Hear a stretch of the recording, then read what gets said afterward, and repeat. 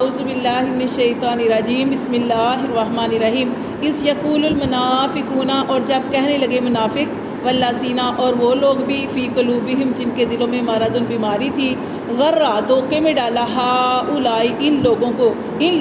کو دینہم ان کے دین نے دھوکے میں ڈالا ان لوگوں کو ان کے دین نے ومن یتوکل اور جو اللہ پر بھروسہ کرے اللہ اللہ پر فإن اللہ تو بے شک اللہ عزیز حکیم اللہ ہی غالب آنے والا حکمت والا ہے۔ تو یہاں پہ یہ بتایا گیا کہ اس یقول المنافقون والذین فی قلوبہم اور کہا ان لوگوں نے جو منافق تھے اور ان لوگوں نے اور جن کو دلوں میں بیماری تھی، انہوں نے کیا کہا کہ جب یہ لوگ جو تھے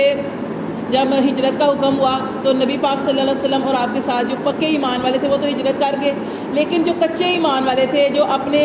بیوی بچوں کو چھوڑ کر نہیں جا سکتے تھے وہ مکہ میں رہے، لیکن اپنے ایمان کا انہوں نے اظہار نہیں کیا تھا، کیونکہ اگر مکہ میں اپنے ایمان کا اظہار کرتے تو کافر ان کا جینا حرام کر دیتے تھے وہ مکہ میں۔ اب جب یہ غزوہ احد ہوا ہے اس وقت جب ابو جہل نے کہا کہ اتنی جماعت ہمیں نکلنی ہے، ہم نے وہاں پہ جانا ہے، اس مقام پہ پہنچنا ہے،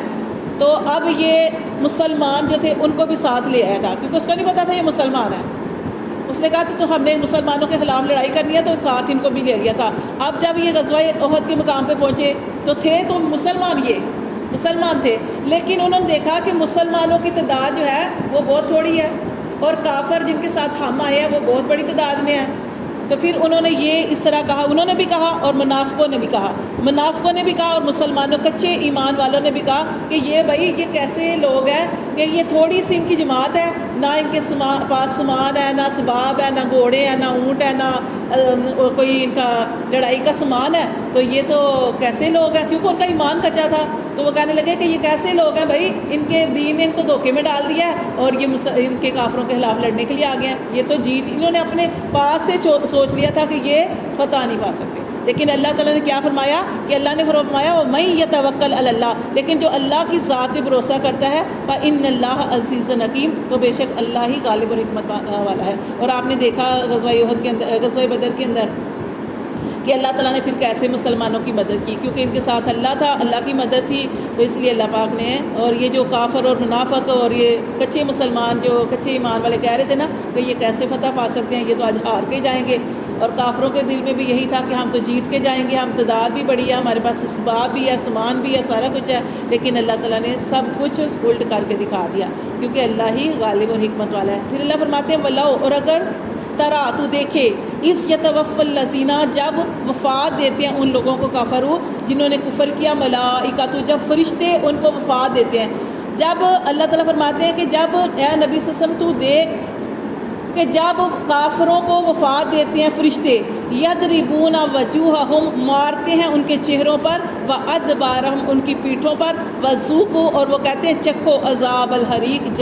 عذاب جو ہے جلنے والا۔ اب یہاں پہ یہ دیکھیں کہ ایک تو یہاں پہ بتایا گیا کہ ہو سکتا ہے یہ غزوہ بدر کی بات ہو، جیسے کہ آپ جانتے ہیں کہ جب غزوہ بدر ہوا ہے تو اس میں بھی اللہ تعالیٰ نے جب فرشتے نازل کیے تو وہ ان کے پیٹھوں پہ مارتے تھے، ان کے چہروں پہ مارتے تھے، پیٹھوں پہ مارتے تھے، ایک تو یہ بات ہو سکتی ہے، لیکن دوسری جو عام بات ہے وہ یہی ہے کہ اللہ تعالیٰ فرماتے ہیں جب کافروں کی روح قبض کی جاتی ہے تو فرشتے جو جان نکالنے والے فرشتے ہوتے ہیں وہ ان کے چہروں پہ مارتے ہیں اور ان کی پیٹھوں پہ مارتے ہیں، اور ان کی روح جو ہے ان کے جسم کے اندر چھپتی پھرتی ہے، لیکن فرشتوں سے تو نہیں چھپ سکتی۔ پھر ان کی روح کو کیسے نکالا جاتا ہے، وہ کے اندر بھی آتا ہے کہ پھر ان کی روح کو، کافروں کی روح کو کیسے نکالا جاتا ہے کہ بڑی ہی سختی سے نکالا جاتا ہے، اور ایسے نکالا جاتا ہے کہ جیسے زندہ شخص ہو تو اس کے اوپر سے اس کی کھال اتاری جائے، اتنی سختی سے اللہ فرماتے ہیں کہ اس کی روح جو ہے وہ قبض کی جاتی ہے۔ اس وقت فرشتے ساتھ ساتھ یہ کہتے ہیں کہ چکھو، اب یہاں پہ بھی تمہارے ساتھ یہ معاملہ، یہاں تک کہ